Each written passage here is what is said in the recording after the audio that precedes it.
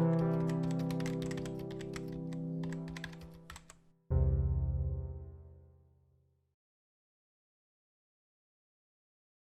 then now we're going to talk about the main thing, Oneway, ANOVA, and SPSS. And so when we're running a one-way ANOVA, there's going to only be one IV. So it's like gender, it's like treatment group versus anxiety, treatment group versus control group, etc. So there's only one IV. And then different cases in each level of IV. So you can't have one person that's both in group 1 and in group 2. So it's either the treatment group or the control group. And all levels of IV are of research interest. So levels of IV meaning the different groups of IV.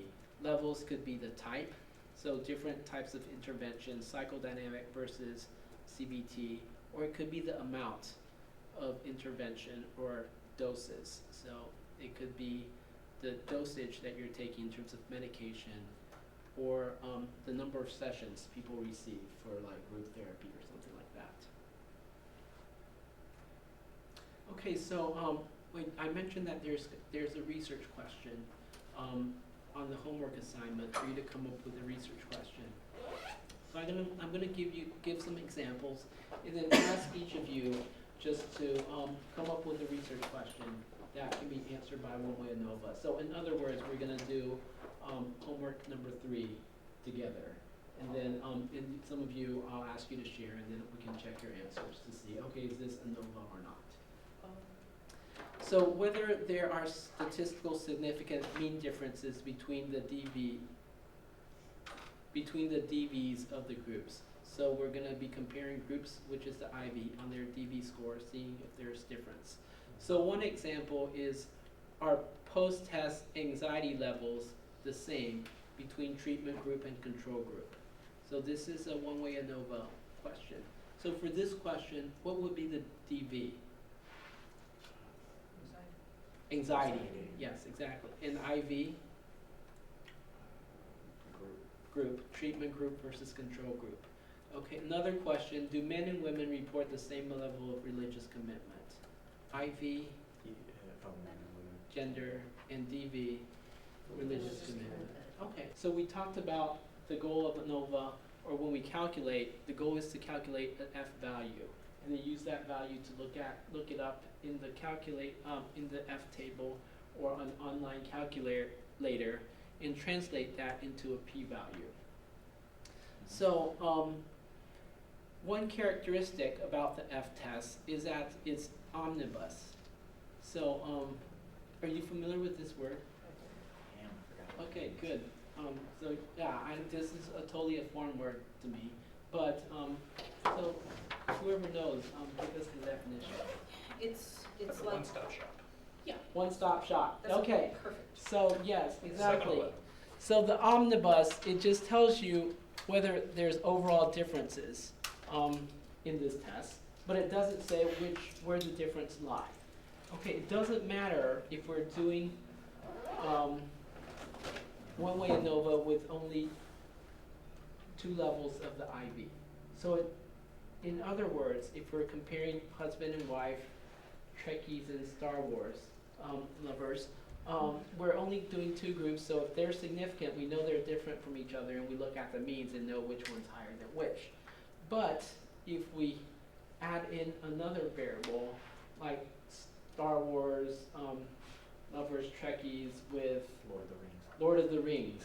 And then now we have an F. It says, okay, there's a significant, but we don't know where the significance is between.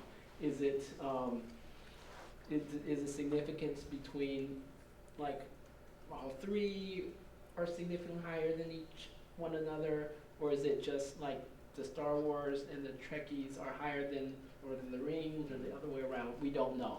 So F offers us an omnibus test, and if we want to further know, we will have to do post hocs, which we will talk about on Wednesday. Okay, so we're going to talk about post hoc, but before we move into details about post hoc, I just want to introduce a few concepts related to ANOVA. And one is about effect size. how many of you heard about effect size before? Okay, so in regression class, or what kind of context, or what do you know about effect size? Or still remember about effect size? I know it's important. It's important, yes. That's a good one. Yes. I think doesn't it have something to do with, like, and this might totally be off, but I feel like it has something to do with like the sample size of which you're dealing with, like whether it's large or small, can impact what your results are. Yeah, exactly. So when we do ANOVA test, usually when we get the output, what's the first thing we look at? Significance. So the p-value, and see if it's less than 0.005. And if it is, yes, bingo, we got a significant result, and we're all excited, and we're ready to write up. And I think I mentioned before, once I had a really large data set, and I ran a moderation effect, interaction, and I went to the p-value. Yes, it's significant. I was really excited, and I was about to write it up. I think I wrote up a significant amount of what I found. And then while through the process, I started to realize, okay, yeah, I'm going to report the effect size, and that's the R square for regression.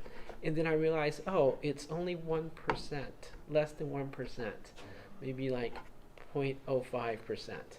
So in other words,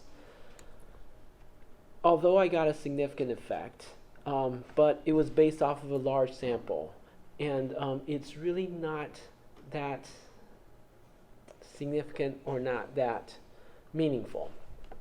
So in other words, if I told you we're going to have an exam on Wednesday, and whether you study or not, it will account for 1% of your grade. Okay, would you study? No, no, it's not true. Okay, so just an example. I think it'll count for more. So, if it was true, you probably wouldn't study. Okay, I'm just gonna relax. I'm gonna save me a couple hours, and I'd rather watch a movie, play with my children, do other stuff. So yeah, so it's not really meaningful, even though it's significant. So that's what effect size is. It gives you another indicator of the magnitude of this effect or this significant result. So oftentimes, yes, it's used to express the magnitude, and sometimes we'll see it in meta-analysis. And so if you Google effect size, you'll get a lot of different types of effect sizes.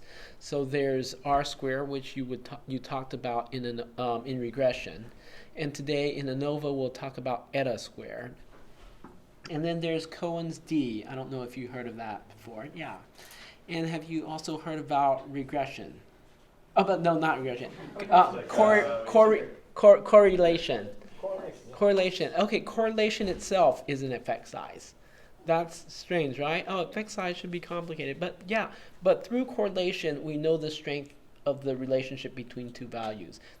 So that's correlation itself is a form of effect size. That tells you how much strength do variables relate. So today I'm going to talk about two types of effect size. One is it's the proportion of DV variances that's attributed to the differences among treatment. So for example, like if we say cognitive therapy is helpful in terms of improving social anxiety. Okay, and we know social anxiety improvement, it could be related to many factors. It could be related to the therapy you go to. It could be related to like who you ran into the other day and your last experience in terms of interacting with someone. It could be related to whether you had a friend with you, what kind of setting you were in. So there's many, many factors. So the proportion of the DV variance, so how much of that improvement in social anxiety is explained by the cognitive therapy you received. So that's an effect size, a way of expressing how effective is the therapy received. And there's another different type of effect size. It's the difference among group means in standard deviation units. So in other words, okay, we have a group that received cognitive behavioral therapy, and we have a group that was control group, waitlist control. They didn't get anything. And then we compare their means on social anxiety. And then we realized that those that got cognitive behavioral therapy, their means was 5 points lower than those that were in the control group. Okay, 5 points, what does that mean? Is it big, is it small? And it's hard to interpret. But if we see how many units of that is it in relations to the standard deviation, it will give us a sense. Okay, it's 3 standard deviation big, that's really big. Okay, it's half a standard deviation, it's okay, but not as big. So we'll get a sense of how significant or how the magnitude of that difference comparing two groups. So these are 2 different types of effect sizes. So one, that's the proportion of variability explained by the IV. That's the R squared you learned about in regression. And it's also the same as the eta squared that we'll talk about today in ANOVA.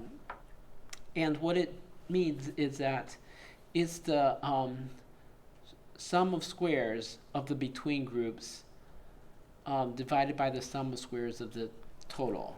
So it's how much percentage or how much proportion of the total sum of squares is explained by the sum of squares between group, the IV. Okay, so we can see, like in this graph, there's no relationship. So this variable is not explained by this at all. And there's a little bit of this variable that's explained by the green part. So we have some small relationship. And of course here, we see that about 70–80% of this variable is explained by the green part. So this is a larger effect size, no effect size, small effect size, so in graph terms. So the other type of effect size is mean difference in standard deviation units, and usually we call this the Cohen's d. And so you minus the large against the minus, against the small means, and then see how, divide it by the standard deviation, and you'll get a d. And a lot of times in meta-analysis, they use the d to sort of get a standard form of units or statistics and to compile them and then get overall results of over this 302 studies testing group therapy. We compiled all the results and the combined composite effect size is this big. So that's how it's used in meta-analysis.